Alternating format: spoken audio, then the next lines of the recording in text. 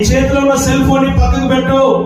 నీ చేతిలో ఉన్న నీ జీవితాన్ని నడిపిస్తున్నా నువ్వు అనుకుంటున్నావు ఏంటంటే అది నీ చేతిలో ఉందని. నువ్వు అది ఫోన్ నీ చేతిలో ఉంది, కానీ నువ్వు దాని చేతిలో ఉన్నావు అన్న సంగతిని you have to know that.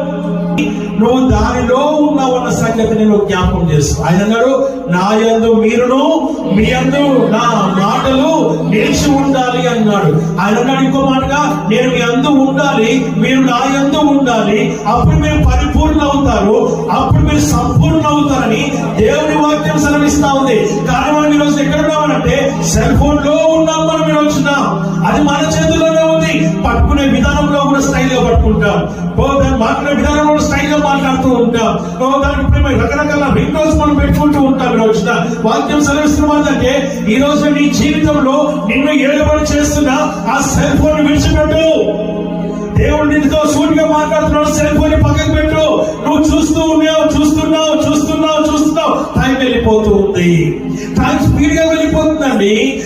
రోజంతా స్పీడ్ గా వెళ్ళిపోతుందండి. అయ్యో ఈ వారం అంతా స్పీడ్ గా వెళ్ళిపోయిందండి. అయ్యో ఈ యొక్క నెలంతా స్పీడ్ గా వెళ్ళిపోయిందండి. 25వ సంవత్సరం చాలా స్పీడ్ గా వెళ్ళిపోయిందండి. కాదు, నువ్వు అందులోకి వెళ్ళిపోయావు కనుక అది స్పీడ్ గా వెళ్ళిపోయింది.